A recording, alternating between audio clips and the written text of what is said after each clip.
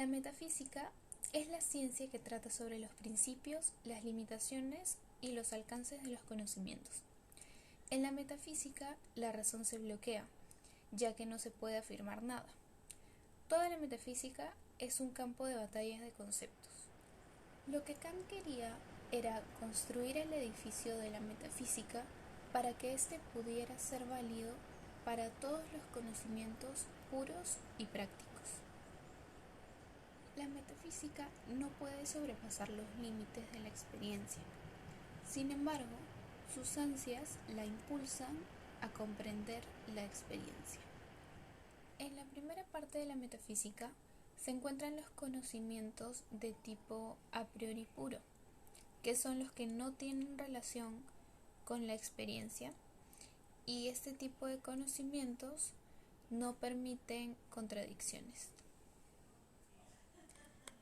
Y la segunda parte de la metafísica trata sobre los conocimientos relativos a la experiencia, que vendrían a ser los que sí admiten contradicción.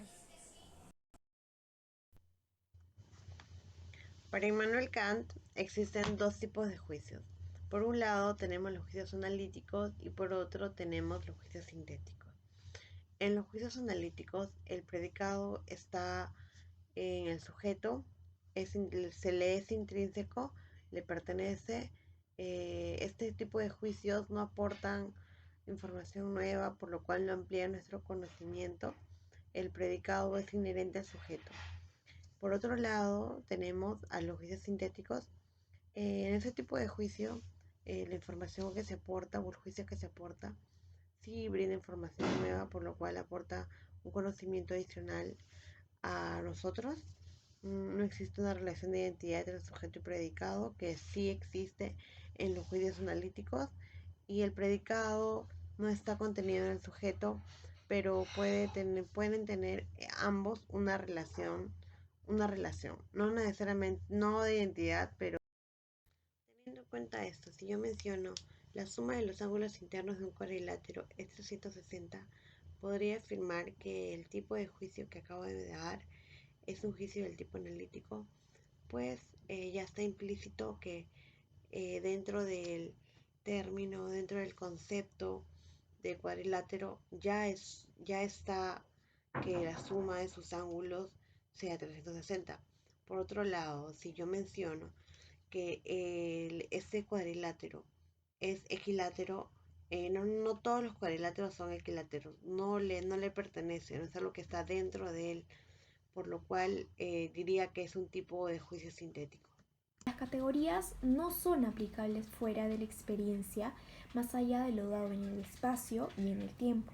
Ahora bien, la idea misma de algo que aparece implica correlativamente la idea de algo que no aparece, la idea de algo en sí. El fenómeno es la representación de la experiencia sensible, es aquello accesible a la intuición que podemos conocer. Los fenómenos no son dados en sí, sino solo en esa experiencia, porque son meras representaciones que solo como percepciones significan un objeto efectivamente real, a saber, cuando esa percepción está interconectada con todas las otras según las reglas de la unidad de la experiencia. El niómeno es la cosa en sí, aquello incondicionado, inaccesible a la intuición sensible que está más allá de los límites de nuestro conocimiento. La distinción entre fenómeno y nómeno es fundamental en el sistema kantiano. Al tratar de esta cuestión, Kant distingue dos sentidos del concepto de nómeno, negativamente y positivamente. Negativamente, el neómeno significa una cosa en la medida que no puede ser reconocida por medio de la intuición sensible. Positivamente significa un objeto que puede ser conocido por medio de la intuición no sensible, es decir, por medio de la intuición intelectual. Ahora bien, como carecemos de intuición intelectual y solo tenemos intuición sensible, nuestro conocimiento se halla limitado a los fenómenos y por consiguiente el concepto de nómeno queda como algo negativo, como límite de la experiencia, como límite de lo que puede ser conocido. No hay conocimiento de las cosas en sí, de los nómenos. El acceso a las cosas en sí no se halla en la razón teórica, sino en la razón práctica, como veremos. La distinción entre fenómeno y nómeno permite comprender por qué Kant denomina a su doctrina idealismo trascendental, porque el espacio, el tiempo y las categorías son condiciones de posibilidad de los fenómenos de la experiencia y no propiedades o rasgos reales de las cosas en sí mismas. Sujeto-objeto, que esto Kant nos hace reconocer tres formas en las que sujeto-objeto entra en relación. El primero vendría a ser la conformidad del objeto con la presentación de que el mismo se hace el sujeto, por ejemplo, la facultad de conocimiento. Por ejemplo, nosotros tenemos el celular y vamos viendo qué es lo que tiene. Vamos haciendo un conocimiento previo al que el sujeto ya tiene. Como segundo punto es la relación causal entre el sujeto y el objeto, que es la facultad de deseo. Como ya vimos en el celular qué es lo que tiene, qué es, ahora nos vamos a preguntarnos para qué nos sirve, qué nos brinda. Es como que nos transmite un sentimiento de deseo hacia el celular, ¿no? Y como último punto es de acuerdo con la intensidad que el objeto afecta al sujeto, que es la facultad de sentimiento, placer o pena, que es la forma en que el objeto afecta al sujeto, es decir, el celular, cómo nos afecta en nuestras vidas. Obviamente antes no había un medio de comunicaciones ni redes, no existían nada de esas cosas, entonces ahora nos afecta de una manera positiva porque podemos hacer investigaciones, llamadas, mensajes de texto, entre muchas cosas.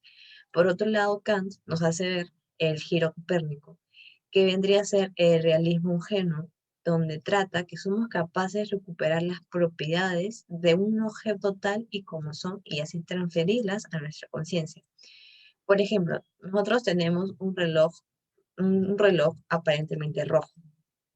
Entonces, un realista ingenuo creería que rojo es una propiedad que se encuentra en el objeto y se va a limitar a hacer una copia exacta de ese objeto en la conciencia. Otro ejemplo más claro también podría ser que el teléfono rojo nosotros percibimos un perro eh, tiene otra configuración cognitiva y lo va a percibir en tonalidades grises. O una oveja que son capaces de percibir colores ultravioletas, el teléfono rojo lo va a percibir de color negro. Entonces, ante esto, Kant nos dice que los colores no son propiedades del objeto en sí mismo, sino el propio entendimiento es una actividad configurativa de la realidad. Es decir, que conocemos cómo se nos aparecen. Como punto final, podemos decir que las razones de la estructura del mundo empírico son soportadas por el conocimiento a priori puro. La extracción de posiciones verdaderas depende de las ciencias empíricas. Así, la ciencia realiza preguntas a la naturaleza que han sido diseñadas a priori por la razón. Con todo esto, Kant nos quiere decir que el conocimiento debe regirse por el objeto. Sin embargo, esto contradice la posibilidad del conocimiento a priori. El objeto de conocimiento se rige por la intuición que vendría a ser el giro copernicano, y el concepto resultante sirve de representación mental a priori aquello de que el entendimiento ha experimentado en la realidad sensible.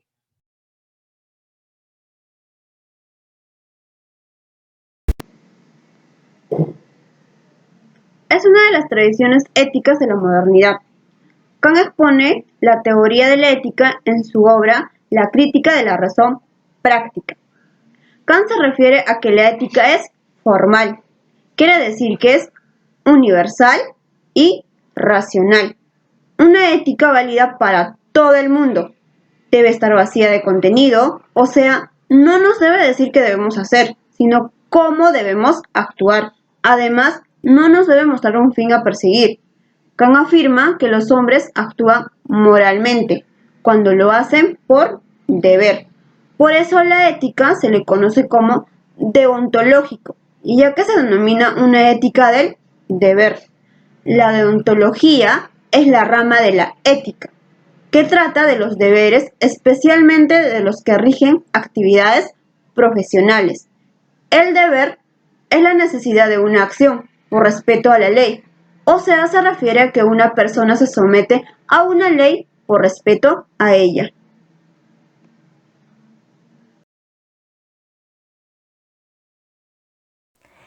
Bien, el sujeto moral es aquel capaz de proponerse y llevar a cabo proyectos de felicidad y deber.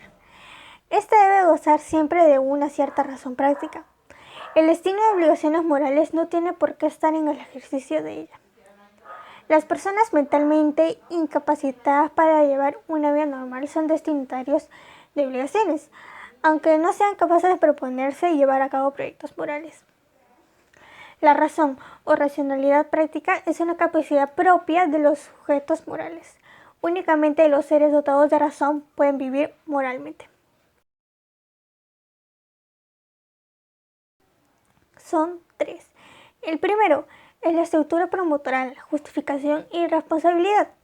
Racionalidad puede considerarse como un instrumento de supervivencia del Homo sapiens. Es su capacidad de justificar las elecciones y de responder de ellas. El segundo es los orígenes de la racionalidad de lo práctico en un universo teleológicamente comprendido. Aquí la racionalidad práctica y la racionalidad es la forma de razonamiento práctico. Hay características de los juicios prácticos y son 2. El primero es que el razonamiento práctico se realiza siempre con un fin. Y el segundo es que la conclusión del razonamiento constituye el principio de la conducta. Ahora vamos por el tercer y último nivel, que es el divorcio de la razón y la acción, la muerte de la práctica. La razón se ocupa de describir hechos o bien formular tautologías, que en este caso son las afirmaciones redundantes, la redundancia. De modo que ellos y las tautologías componen el libro de la ciencia. El principio de moralidad, la mayor felicidad para el mayor número, es a la vez un criterio para tomar decisiones racionales. Una persona con voluntad racional es que cuando quiere un fin y también quiere los medios necesarios para alcanzar ese fin. Y la persona con voluntad irracional es que quiere un fin, pero no quiere los medios adecuados para llegar a él, no quiere llegar a su meta a través de los medios adecuados. Más allá del formalismo, una razón moral impura y dialógica. Y es que para determinar si una forma es o no moral, debemos de comprobarlo mediante un diálogo entre todos los afectados por ella. La metafísica hace uso de la razón especulativa y, en la medida en que ésta se extiende para tratar de conocer el mundo sensible, limita sus propios alcances. Así, dependiendo del objeto de pensamiento, la razón especulativa y la razón práctica tienen límites negativos y positivos entre sí. La libertad. La libertad es la condición de la moralidad y así la voluntad es susceptible de la doble significación fenómeno-neunómeno. La voluntad está determinada por las leyes de la naturaleza. Sin embargo, si es tomada como neunómeno, no está determinada por las leyes de la naturaleza y si es libre.